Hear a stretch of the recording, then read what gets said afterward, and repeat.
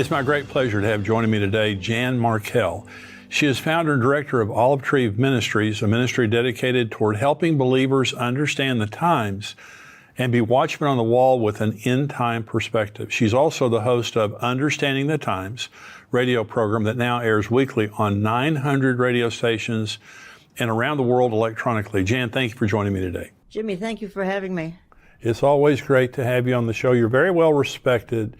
I know a lot of our subscribers and viewers, they think highly of you, and we have a little online community at endtimes.com, and they'll make comments about different people, and they comment about you all the time, quoting you. You know, and I was looking forward to having you on the show today because I have never seen this kind of world like you. I've studied end-time prophecy for a long time, but it just seems to me, Jan, that on October 7th, there was just something that happened. It was just like a boil was lanced. And we're just seeing the world has changed. What is your perspective of October 7th and what's changed since then? Yeah, for one of my newsletters, shortly after that, 2-3 weeks after that, the opening article, I just titled it, The Day That Changed the World Forever. And I know not everyone totally comprehends that because that's a blunt statement. What do you mean, change the world forever? I mean, it's not a world war. A nuclear bomb wasn't dropped. Why did it change the world forever? And the reason I say that and continue to say it, and obviously as do you, is I think, and I was on air talking about it right after that, I think demons were unleashed that day. Demons obviously in Israel were unleashed, but Jimmy, clearly they're unleashed on the whole world because the whole world is now in Israel derangement syndrome. And that has to be a demonic thing. And therefore, I believe the demons targeted Israel, southern Israel, etc., the Jewish people in Israel. They targeted, but they just funneled out to every major capital in the world because then, and we continue to see it's died down a little bit, but these global demonstrations, hate Israel. And who are they cheering for? Hamas. Yes. Whoever thought we would be in a world where barbarians are cheered? And I have to ask, is this sort of setting the stage for the Antichrist, who will be the ultimate barbarian, and the world will be cheering him as well? Well, the deception, when the Antichrist comes, 2 Thessalonians 2 says that, Satan will come with all power, signs, and lying wonders, right before the Antichrist comes. The deception in the world today, I mean, it's just on every level. Yep. You talked about Hamas. Hamas they're rock stars in the Arab world today. Only 5% of the Arab world condemns what Hamas did on October 7th. And if this was an article in the Jerusalem Post, if there was a free election held today with the Palestinians in the West Bank and in Jerusalem, they would vote Hamas to rule them. And so as the world is trying to force Israel into a two-state solution, literally, they're trying to force them into a two-state solution with people who want to destroy them. It's crazy. See, the world is upside down. And I guess we shouldn't be surprised because we're trending towards the tribulation. And as a result, nothing makes sense because we're preparing for the Antichrist. You and I are never going to see him, thankfully. But much of the world is. And I wish much of the world were paying attention, even listening to our discussion, not suggesting it's the world's most profound, but I do think we're telling some truth here that not everybody is. And that, there's a saying that if you want to understand the last days, the clock is Israel, the minute hand is Jerusalem, the temple hand, or the second hand is the Temple Mount. That's right. Therefore, if we're trying to understand the times from an end time perspective, folks just have to understand this little nation the size of New Jersey in the heart of the Middle East. And quite frankly, Jimmy, probably 80% of our churches or more, they don't address it. They have no intention of addressing, nor do they consider the fact that the king is coming. That's just not on their pulpit agenda. And there was a pastor that last year, he got in his pulpit and he said, "I'm just so sick of all this talk about the end times. I don't, 30% of the Bible is prophecy, and most of that's end time prophecy. The Lord, one out of 30 verses in the New Testament talks about the return of Jesus. The Lord put a lot in there for us pastors and Bible teachers so that we could prepare people for the end times. And it's amazing to me that most churches won't talk about it, most pastors won't talk about it. And it's really why the Lord raised you up and raised me up and people like us. I truly believe one of the purposes of my life is to herald the return of Jesus and to keep people encouraged. Now, so the reality, Jan, this is the way I feel right now. I started teaching on Bible prophecy 41 years ago. This is the world that I always envisioned at the very end. I mean, I wake up today and I'm just thinking, Jesus has to come soon. I mean, I don't set dates. Exactly. He's got to come soon. Exactly. Yeah, no, I started about that time too, almost exactly the same years ago. But I never thought back then that we'd be saying what we're saying now. And so it's a privilege, it's a challenge, but it's a privilege to be born for such a time as this, even though, and I know believers, and I know many, even who are viewing this as we speak, because of the stress and tension of being a part of the last generation before the church departs. I mean, they're going through terrible testings and trials and heartaches, and we all have them. I'm going through some of my own as well, and I think the devil is just trying to take Israel out, trying to take the believers out. I'm not sure. I mean, it's a 1-2 punch. I think first Israel, and then he's after the Christians. So, and that's a prophecy in the Bible. And Jesus says, you'll be hated by all nations for my name's sake.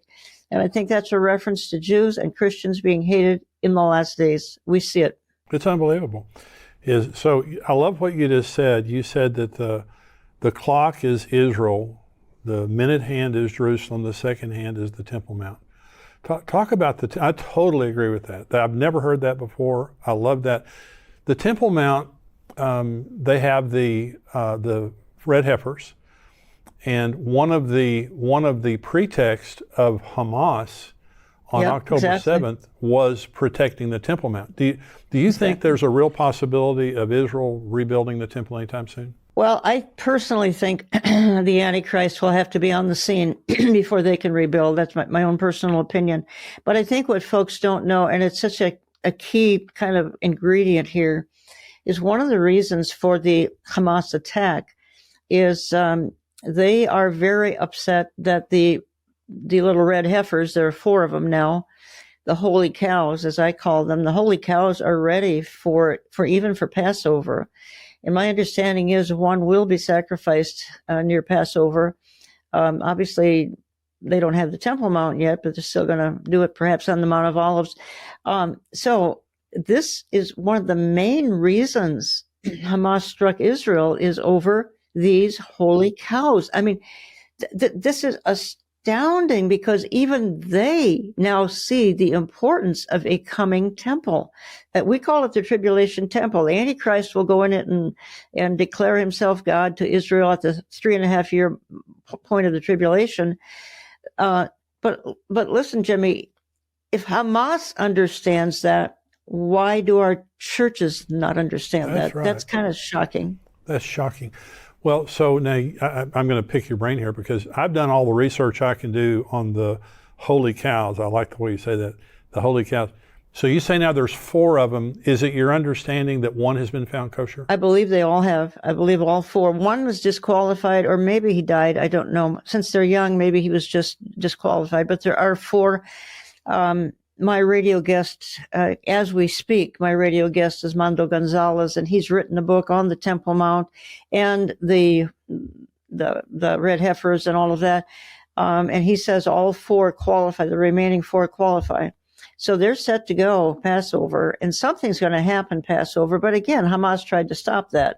Ultimately, I don't think they will, but ultimately it gets down to that Temple Mount. That's what they're upset about. You know, a little, what is it? I don't know, 40 acre. I mean, it's not very big. We've all been there. It's not very big. And yet it seems like the target, the bullseye of the world is that Temple Mount. And, you know, there have been 2 temples. There's going to be a 3rd and then a 4th.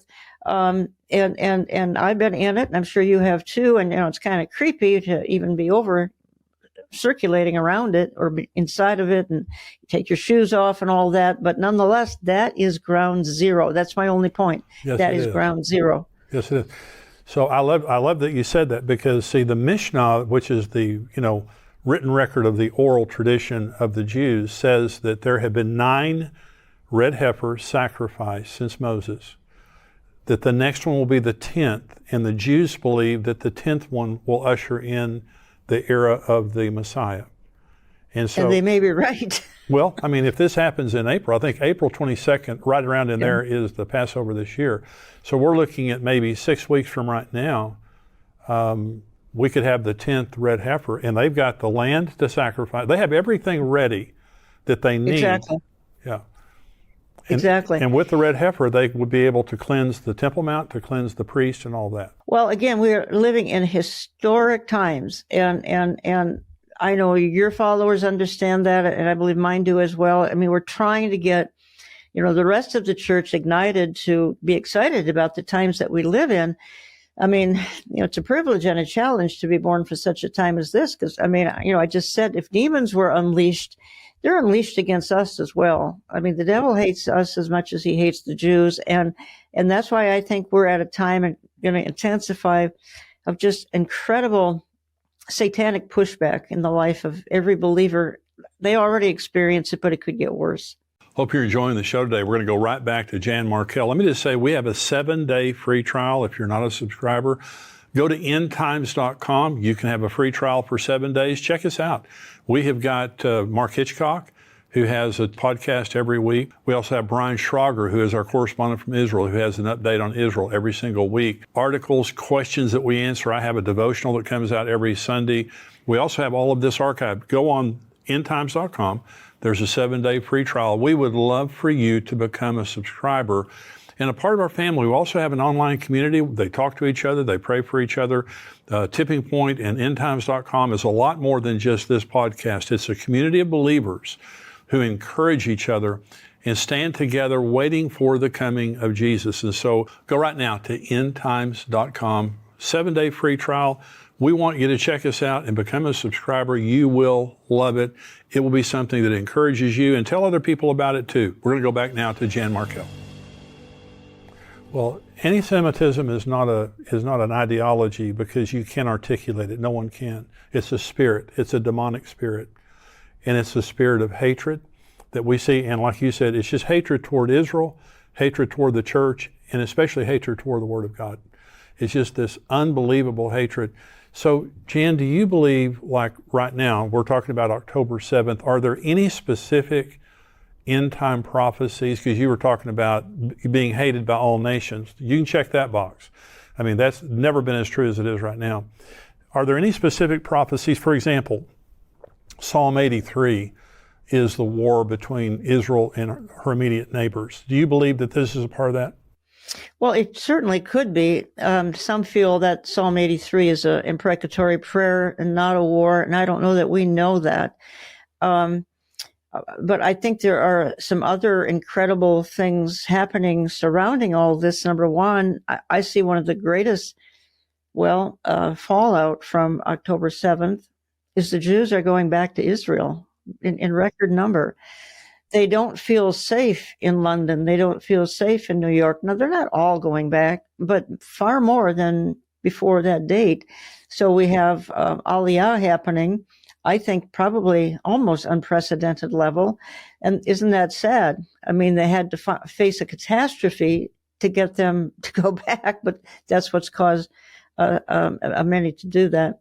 So, Jimmy, when we look at signs of the times, I mean, there are just so many. I think, and I was interviewing Jack Hibbs very recently, and we discussed something found in Isaiah.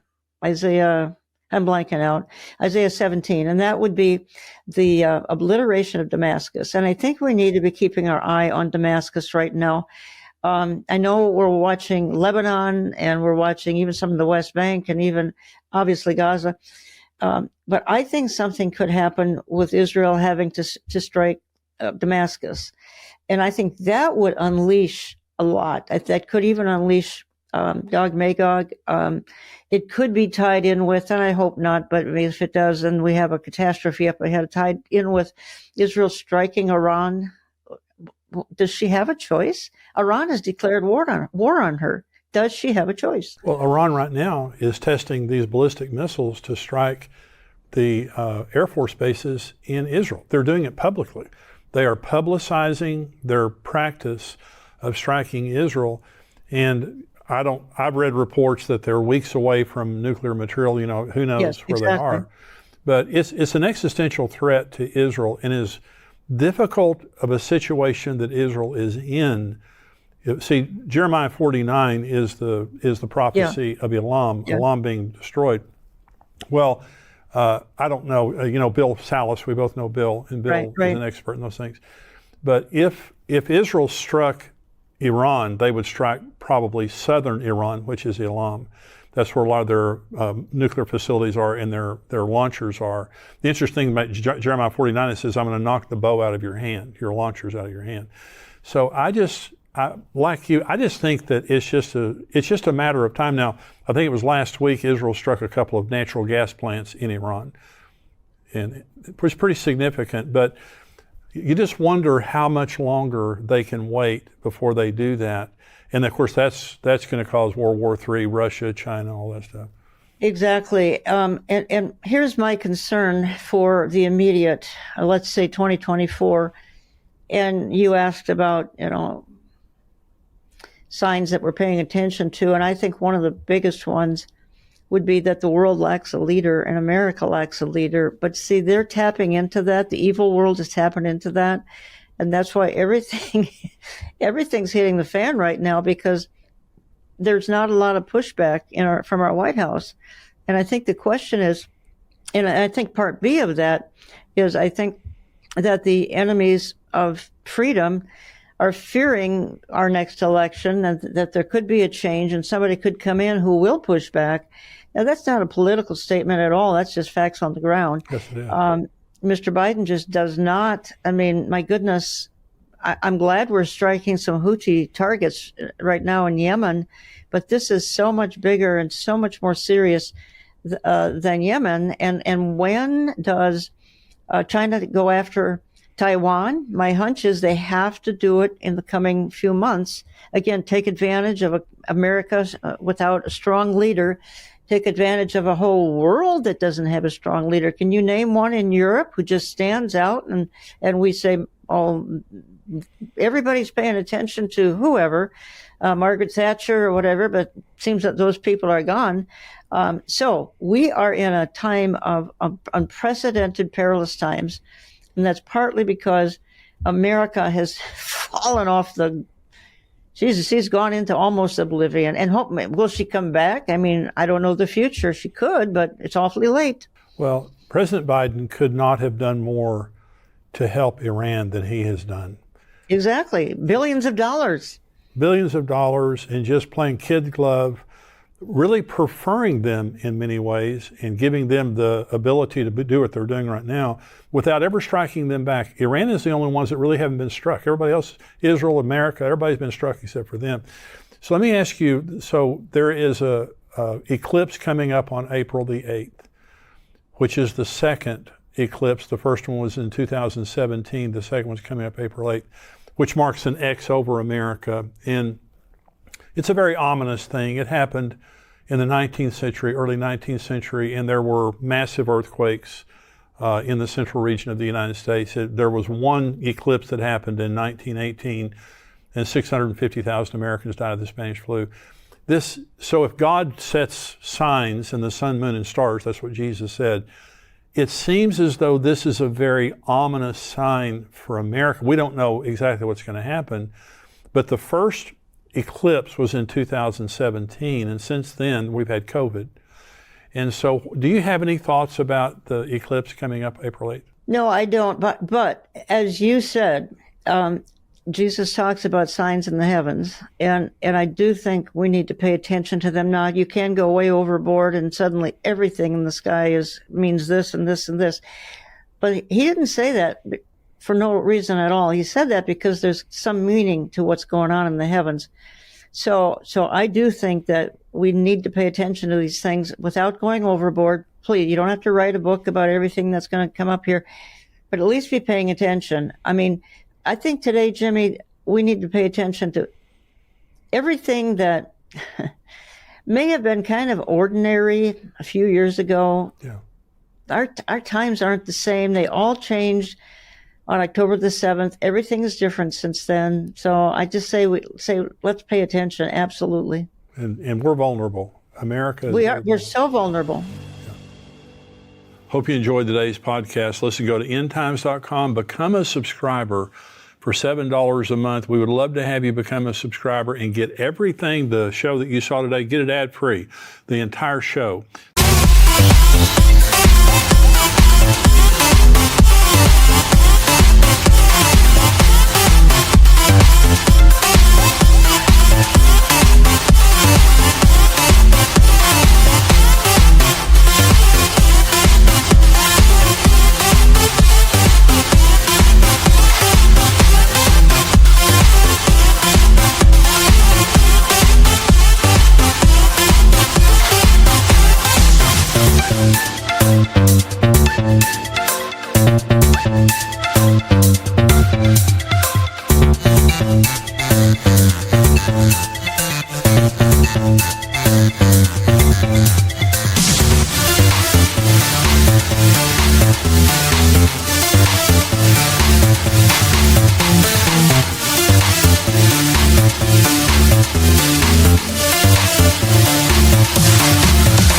That we only show 2 subscribers on endtimes.com. Plus, we have other podcasts, much more information, $7 a month. It's an absolute bargain. Go there right now and sign up. I want you to be a part of our online community, encouraging each other, being encouraged and enlightened about what's happening in these very severe days that we're living in. Also, you can support us with a one-time gift or a recurring gift. Go to endtimes.com. You can contribute there. Any gift that you give is so appreciated. Many people give to us every single month. It is a huge blessing to us, and it helps us to bring this message back to you and also to other people around the world. And we're trying to spread the message farther and farther because people are discouraged. Many people are overwhelmed. That's what's happening in the world. And we have the answer. It's the gospel of Jesus Christ and it's end time prophecy. Thank you for tuning in today. I'll see you next time.